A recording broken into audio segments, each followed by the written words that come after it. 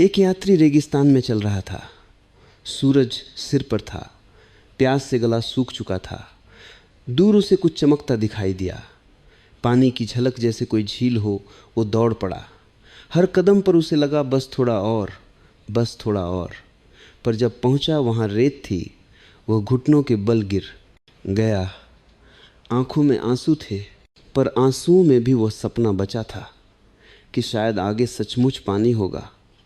मनुष्य उसी यात्री की तरह है। वह चाह में दौड़ता है और हर बार धोखा खाता है। वह जानता है कि पिछली बार भी झूठ मिला, फिर भी अगली बार दौड़ पड़ता है, क्योंकि चाह का जादू मीठा है। वह भ्रम देती है कि अगली बार तृप्ति होगी, और यही उसकी जहर है। इच्छा बड़ी दिलचस्प चीज़ है। वह वादा करती है पर निभाती कभी नहीं। वह कहती बस एक और कदम, बस यह मिल जाए। पर जो मिल जाता है वह अगले ही पल फीका पड़ जाता है।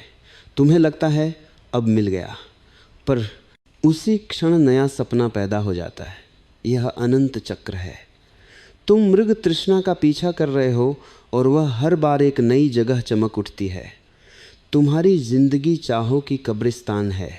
हर चाह अधूरी मरी हुई है, पर तुम उसे दफना कर अगली चाह के पीछे दौड़ जाते हो।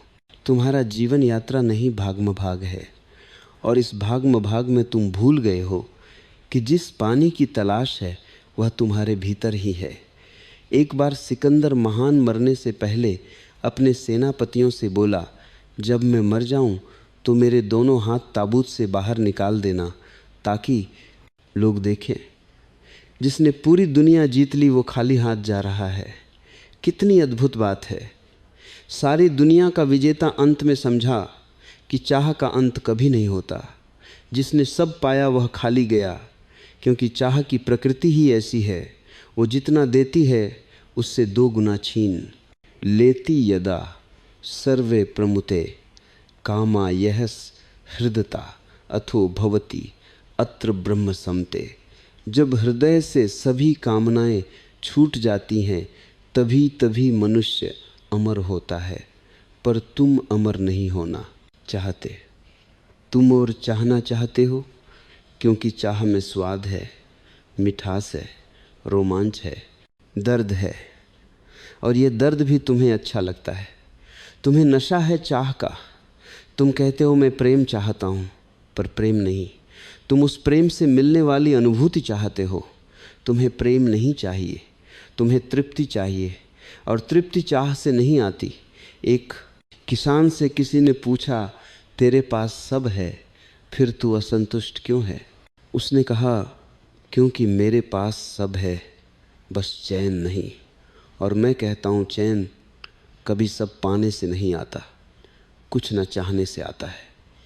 चाहत मीठी है क्योंकि वह आशा देती है, पर वही आशा धीरे धीरे जहर बन जाती है, क्योंकि वह तुम्हें वर्तमान से काट देती है।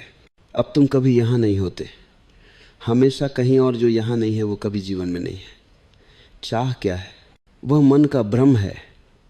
वह कहती है कि जो नहीं है वही सुख है, और तुम उस न होने वाली चीज़ के पीछे भागते हो।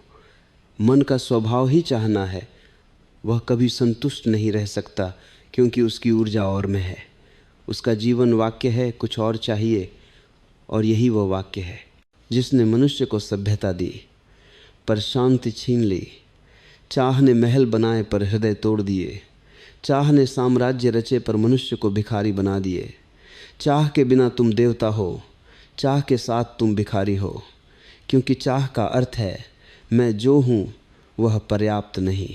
राजा अशोक इसका सबसे सुंदर उदाहरण है। उसने युद्ध से साम्राज्य पाया पर शांति खो दी। कुरुक्षेत्र में अर्जुन को जो भ्रम हुआ था वही अशोक को कलिंग में हुआ। जब युद्ध समाप्त हुआ तो मैदान में शव थे, लाशों की दुर्गंध थी। आसमान में गिद्ध अशोक वही बैठ गया। उसे लगा यह है मेरी जीत। वो पहली बार रोया क्योंकि उसे पहली बार पता चला चाह की अंतिम मंजिल शून्य, और वहीं से उसकी करुणा जन्मी। वो बुद्ध के पास गया और कहा, मुझे जीत नहीं, शांति चाहिए। बुद्ध मुस्कुराए, शांति चाहने से नहीं मिलती। और उस दिन से अशोक का रूपांतरण शुरू हुआ। यह इतिहास की कहानी पर हर मनुष्य के भीतर घटती है। हर चाह पहले तुम्हें राजा बनाती है, फिर भिखारी छोड़ देती। हर बार जब तुम कहते हो मुझे चाहिए, तुम उसी क्षण कह रहे हो मैं अपूर्ण हूँ। देखो चाह की प्रकृति क्या है। वह हमेशा भविष्य में होती है। वह कहती है जब यह मिलेगा, और जब कभी आता नहीं, क्योंकि जब वह आता है तुम और चाह पैदा कर चुके होते हो।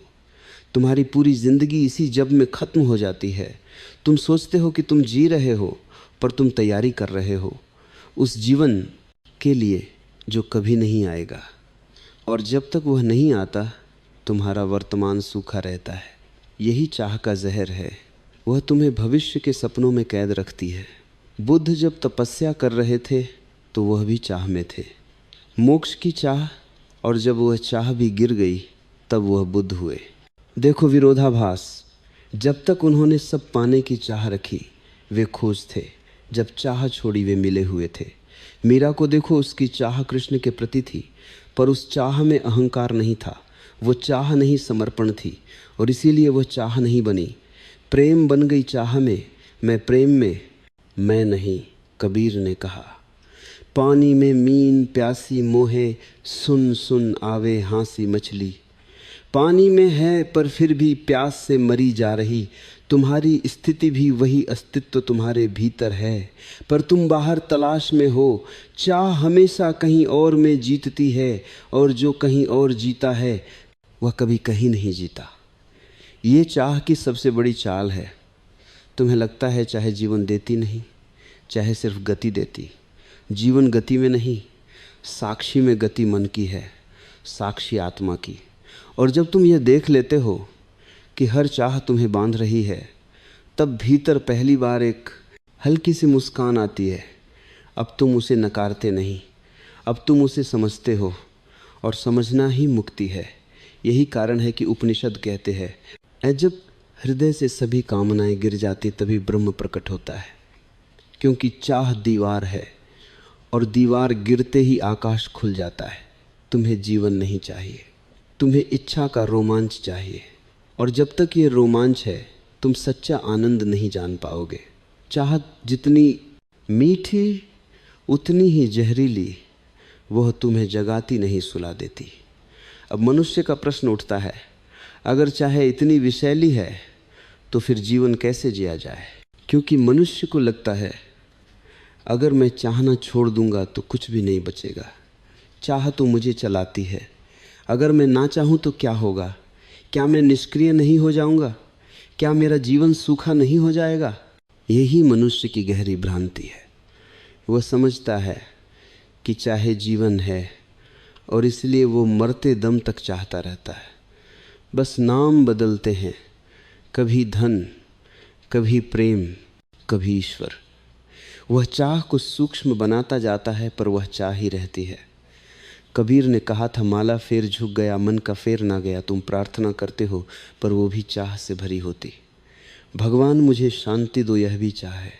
भगवान मुझे मुक्त करो, यह भी चाह है। भगवान मुझे देखो, यह भी चाह है। तुम्हारा हर धर्म भी इसी चाह की रिफाइंड फॉर्म है। दुनिया में जितने मंदिर हैं, वे सब चाह के स्मारक है। कहीं मुक्ति की चाह है, कहीं पुनर्जन्म की, कहीं स्वर्ग की। तुम्हारा भगवान भी चाह का हिस्सा है, क्योंकि तुमने उसे भी मांग में बांध दिया है। तुम कहते हो मुझे भगवान दो। क्या भगवान भी कोई वस्तु है जो दी जा सकती है? जो चाहता है वह भिखारी है, भले ही वह ध्यान का भिखारी क्यों ना हो। और जो नहीं चाहता वह राजा है, भले ही उसकी मुट्ठी खाली क्यों ना हो। यह संघर्ष बहुत गहरा है।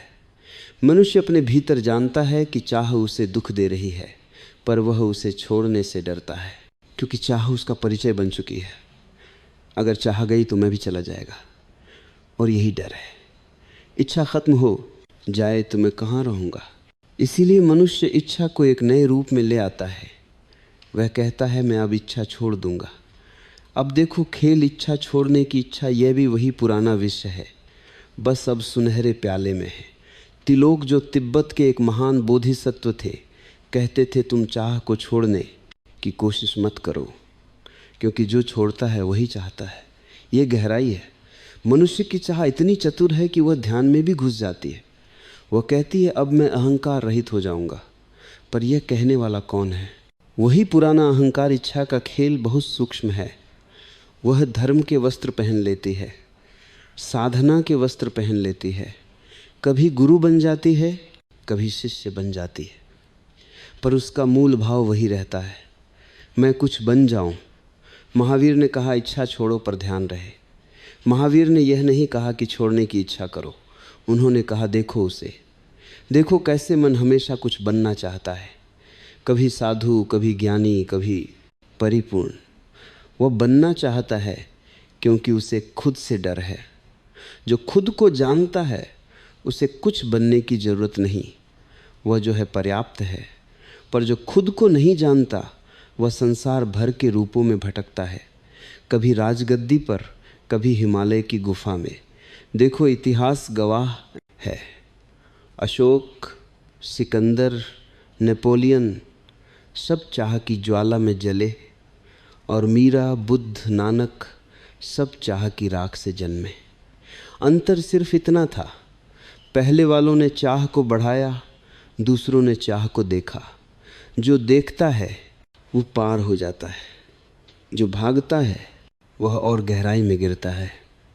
अब सुनो, जो कहता है मैं चाह छोड़ दूंगा वह सबसे बड़ा इच्छुक है। इच्छा को छोड़ने की चाह, ये सबसे गहरी और चालाक परत है।